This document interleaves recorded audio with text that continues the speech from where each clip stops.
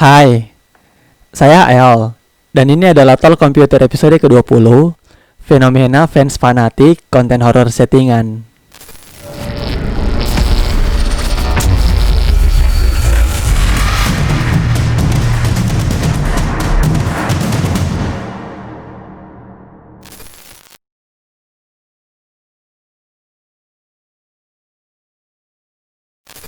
Untuk memulai pembahasan kali ini, izinkan saya bertanya kepada Anda.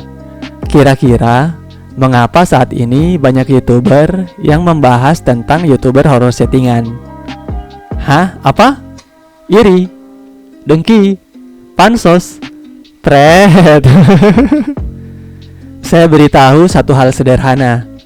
Melabeli orang yang mengkritik kita dengan tuduhan iri, dengki, dan pansos adalah ciri-ciri star syndrome. Maksudnya, hidup nih jangan terlalu sok artis lah. Seorang Maudy Ayunda saja tidak pernah sekalipun menuduh orang lain iri kepada dirinya. Hanya karena subscriber Anda lebih banyak dan views Anda berjuta-juta, bukan berarti channel lain mengkritik karena iri kepada Anda. Kalau mau iri dan pansos, mending mereka bahas Atta Halilintar yang subscribersnya 23 juta dan viewsnya berjuta-juta. Kembali lagi ke pertanyaan tadi, mengapa saat ini banyak YouTuber yang membahas tentang YouTuber horor settingan? Kalau saya pribadi, selain karena risih, bahkan mungkin jijik, salah satu yang mendorong banyak yang membongkar settingan channel horor adalah fanatisme fans mereka yang sudah melampaui batas. Sebagai contoh, sejak saya membuat Talk Computer episode 16 yang membongkar pembodohan konten horor editan, tidak sedikit fans fanatik yang masuk dan menantang untuk melakukan penelusuran dengan panutan mereka, termasuk Ganang Setioko, PM21, Helm Ijo, Sableng TV, dan sebagainya.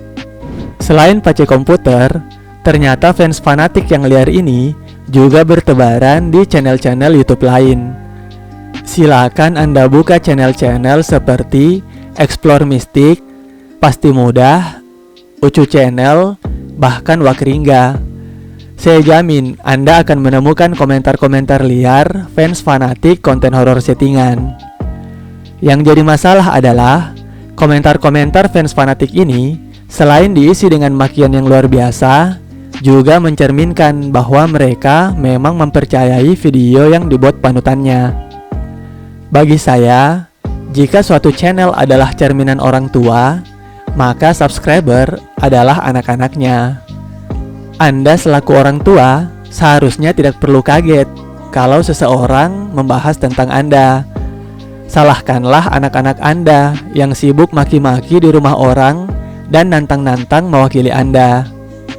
Saya pribadi selama ini berusaha untuk menyadarkan fans-fans fanatik channel horor ini melalui tab komunitas saya. Maksud saya hanyalah sekedar mengingatkan fans-fans liar ini agar tidak terlalu fanatik mempercayai video horor. Toh panutannya memang cuma channel hiburan. Selain mencoba menyadarkan fans-fans tersebut agar tidak terlalu fanatik, saya pun berharap mana tahu channel yang bersangkutan bisa melihat, ini loh kelakuan fansmu di luar sana. Cobalah dididik sedikit agar tidak kurang ajar dan menimbulkan masalah. Yang membuat saya makin miris adalah bahkan saat channel Ustadz Muhammad Faizar membuat video edukasi berjudul Unboxing Pocong, fans fanatik channel horor editan pun tetap berkomentar tidak karuan di video tersebut. Bahkan komentar yang berisi tantangan explore bersama channel tertentu sudah sampai di kolom komentar Instagram beliau. Saya membagikan screenshot komentar di Instagram Ustadz Muhammad Faizar di tab komunitas saya dengan niatan awal tidak lebih hanya sekedar mengingatkan. Hati-hati, fans fanatikmu sudah mulai nyasar ke channel Ustadz Muhammad Faizar. Jangan sampai fans yang tidak kau didik malah merendahkan orang yang benar-benar berilmu hanya karena fanatisme yang kebablasan. Namun niat baik saya ini justru dipelintir dan saya diposisikan sebagai pihak ketiga yang berusaha mengadu domba. Nauzubillah. Harusnya orang yang dianggap sebagai pihak ketiga ya subscriber sampean, yang sibuk kesana kemari nantangin orang explore dengan komentar penuh makian. Pace komputer mah hanya manusia biasa yang sekedar share screenshotan dan berusaha mengingatkan. Toh saya meyakini pada akhirnya hanya masalah waktu saja hingga sosok yang benar-benar berilmu akan muncul dan ikut berpendapat terkait hal ini. Untuk postingan di tab komunitas Pace Komputer sendiri, meskipun Ustadz Muhammad Faizar tidak mempermasalahkan, saya memilih untuk menghapusnya. Alasannya, selain karena postingan tersebut dapat dipelintir dan digiring seolah saya mengadu domba, saya juga khawatir jangan sampai channel Ustadz Muhammad Faizar yang memang netral ditempatkan sejajar dengan channel Pace Komputer yang cenderung kurang ajar. Biarlah channel Ustadz Muhammad Faizar yang benar-benar berilmu ditempatkan pada posisinya, dan biarlah Pace Komputer yang cenderung kurang ajar juga pada tempatnya. Kemunculan fans-fans fanatik channel horor ini membuat saya berpikir, apa kira-kira yang menyebabkan fanatisme berlebihan seperti itu? Oke, mari kita bahas.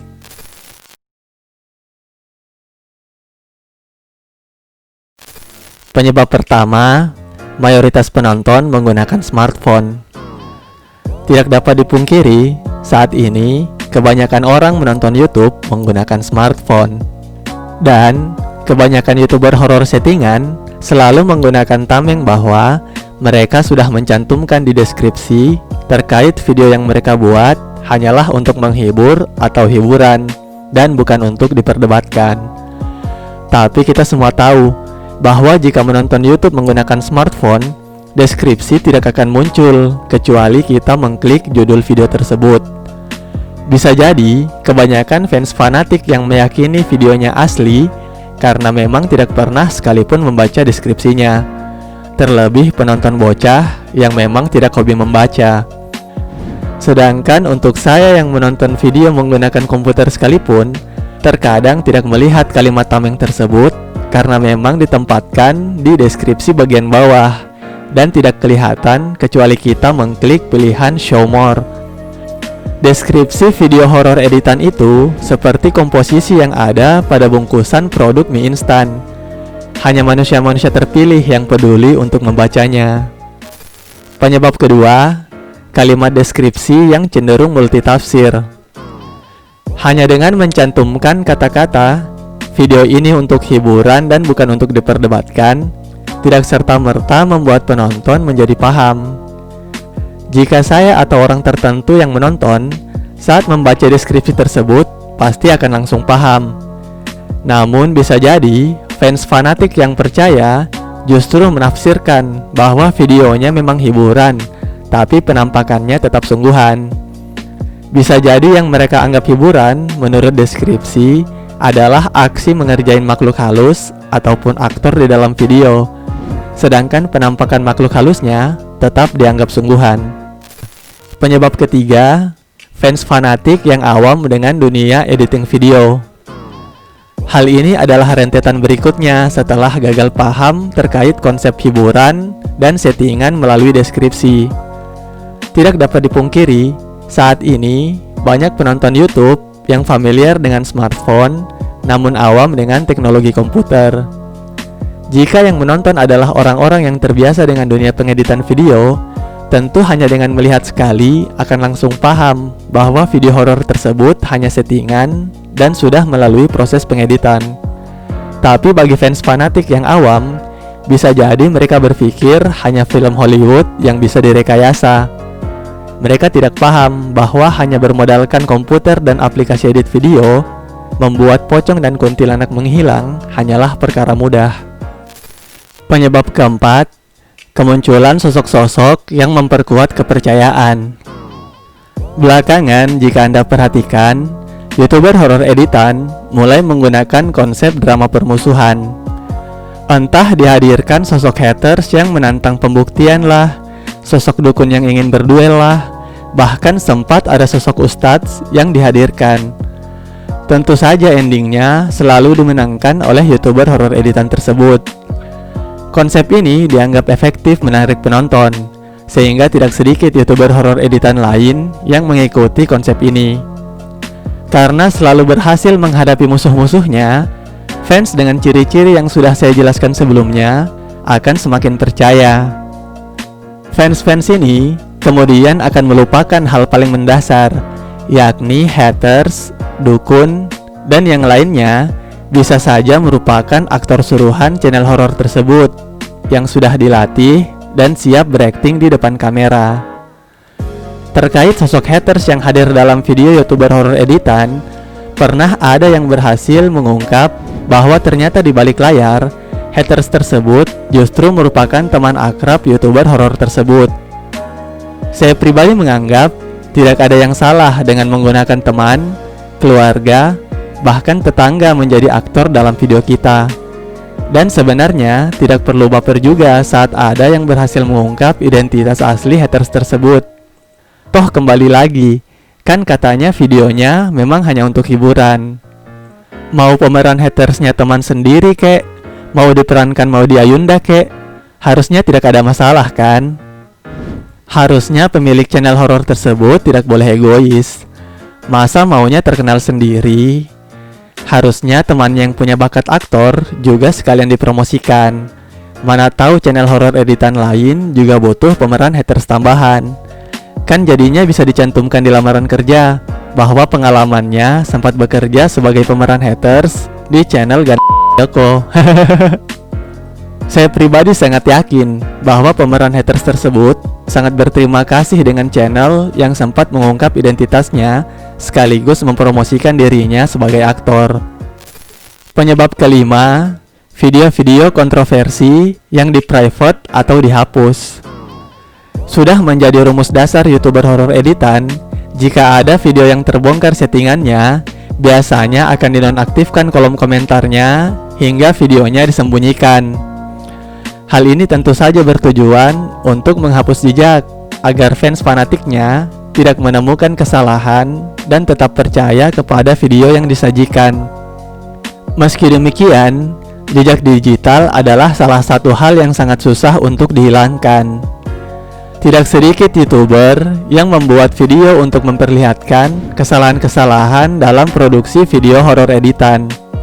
Mulai dari jari yang terpotong karena kesalahan proses pengeditan, akting pemeran haters yang kurang meyakinkan, bahkan pernah terjadi kesalahan upload video penampakan yang belum diedit dan menampakkan pemeran kuntilanak yang mengangkat kostum dan keluar dari video.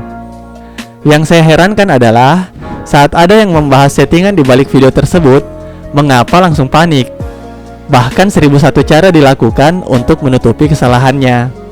Mulai dari berusaha mengklaim hak cipta, menutup kolom komentar, bahkan memprivate atau menghapus video tersebut. Harusnya tidak perlu panik jika memang terungkap settingan di balik layar. Toh memang kontennya cuma untuk hiburan kan? Film sekelas Avengers saja banyak yang mengungkap kesalahan produksinya. YouTuber horor editan, kalau memang niatnya hanya untuk hiburan, harusnya malah berterima kasih kepada siapapun yang membongkar kesalahan produksinya. Dijadikan pelajaran agar ke depan editannya bisa lebih rapi, aktingnya bisa lebih bagus, dan yang pasti tidak salah upload video yang belum diedit. Atau bila perlu, YouTuber yang menemukan kesalahan produksinya direkrut sebagai quality control sebelum videonya diupload. Penyebab keenam, doktrin agama yang ditanamkan. Dalam beberapa video, tidak sedikit YouTuber horor editan yang menggunakan sejarah keagamaan, ayat-ayat kitab suci, dan simbol-simbol agama lainnya untuk menggiring opini penontonnya sehingga percaya dengan video settingannya. Sebagai contoh sederhana, penggunaan ayat tertentu untuk menampakkan makhluk halus maupun penggunaan ayat tertentu untuk mengunci penampakan makhluk halus. Sebelumnya saya tegaskan, saya adalah salah satu yang mempercayai kebenaran kitab suci. Saya bahkan percaya bacaan satu kata dalam kitab suci mempunyai kekuatan spiritual yang sangat luar biasa. Boleh jadi ajaran penggunaan ayat kitab suci tersebut memang benar, namun yang jadi masalah adalah jika ajaran ini disampaikan oleh seseorang yang videonya saja ketahuan kalau editan dan settingan. Jangan sampai sebagian orang justru meragukan kebenaran ajarannya hanya karena yang menyampaikan tidak dapat dipercaya. Selain itu, efek doktrin ini bahkan melahirkan fans-fans fanatik yang bahkan tidak segan-segan menyamanyamakan kekuatan pada YouTuber horor editan dengan mukjizat seorang nabi. Kurang lebih 6 alasan itulah yang dapat saya pikirkan terkait fenomena kemunculan fans fanatik YouTuber horor settingan. Silakan Anda tambahkan di kolom komentar jika ada penyebab lain yang menurut Anda saya lupa sebutkan. Saya pribadi menganggap fans fanatik konten horor editan mirip-miriplah seperti bocah polos yang mabuk karena dikasih minum-minuman beralkohol oleh orang tuanya. Kebanyakan orang yang mengkritik sebenarnya tidak begitu peduli dengan channelmu. Yang jadi masalah adalah anakmu yang kau minumkan alkohol, mabuk, dan bikin kacau di rumah orang. Untung baik kalau anakmu cuma curhat tidak jelas. Yang ada anak-anakmu yang mabok malah pergi ke rumah orang, lalu maki-maki dan menantang duel yang tidak jelas. Terkhusus untuk fans fanatik YouTuber horor editan, jangan terlalu rajin koar-koar suruh explore bareng untuk adu domba channel orang dengan channel panutanmu. Kalian pikir panutanmu kalau diajak explore bareng tanggapannya bagaimana? Langsung terima begitu saja? Pret. Yang ada mah kalau bukan dicuekin, panutanmu akan kembali ke tameng andalannya, yakni konten kami hanya hiburan, mengapa harus diperdebatkan. Selain itu, ada juga cerita konyol YouTuber horor editan tertentu yang membuat video seolah-olah pace komputer yang datang langsung sebagai hatersnya. Dan konyolnya lagi, fans fanatiknya yang polos percaya mentah-mentah. Aduh, tolonglah. Fanatik karena mabok boleh, tapi jangan halu. Kalian pikir panutan kalian sanggup beli waktunya pace komputer meski hanya 1 jam? Dibanding membuat drama dengan pemeran pace komputer settingan, saya persilahkan Anda untuk datang langsung ke kota saya di Papua. Nanti saya ajak ke hutan yang sungguhan hutan, yang jika ingin ke sana, bahkan harus menggunakan perahu kayu. Saking hutannya, bahkan radius puluhan kilo tidak ada pemukiman penduduk sedikit pun. Lagian, jika suatu hari ada yang mengaku sebagai pace komputer, minimal dia harus mempunyai 3 item. Pertama, jaket merah yang sama persis. Kedua, topeng yang sama persis. Ketiga, akses akun ke YouTube atau Instagram pace komputer yang asli. Jika 3 syarat ini ada satu saja yang kurang, bisa dipastikan orang tersebut hanyalah sekedar peniru KW69. Sebagai penutup, untuk para YouTuber, janganlah kalian hanya peduli dengan jumlah subscribers, total views, dan AdSense bulanan. Belajarlah untuk sedikit mendidik subscribersmu. Meskipun tidak menjadi cerdas, minimal subscribermu tidak kurang ajar di luar sana. Terkhusus untuk YouTuber horor editan dan settingan, cobalah untuk sedikit mendidik penontonmu, ketimbang mendoktrin secara tidak langsung. Meskipun saya paham, sumber penghasilan Anda justru berasal dari penonton-penonton polos yang percaya berlebih kepada video yang konon katanya Anda buat hanya untuk hiburan. Namun, Anda tetap harus berhati-hati, sebab orang ketiga yang selalu mengadu domba Anda dan channel lain sesungguhnya adalah fans fanatik Anda sendiri. Dan terakhir, untuk YouTuber-YouTuber yang berusaha meluruskan pembodohan channel horor editan, tetaplah semangat. Jangan terlalu baper jika ada fans fanatik yang masuk dengan sejuta makian dan menantang untuk explore bareng.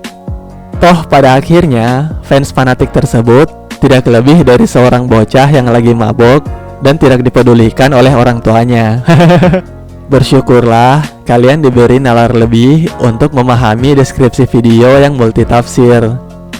Bersyukurlah kalian diberi kesempatan lebih sehingga familiar dengan teknologi video editing. Dan terakhir, bersyukurlah kalian diberi pengetahuan lebih sehingga tidak diperdaya oleh segala acting dan rekayasa yang ada dalam video horor settingan. Sekian Talk Computer episode kali ini. Sampai jumpa di episode berikutnya. Bye.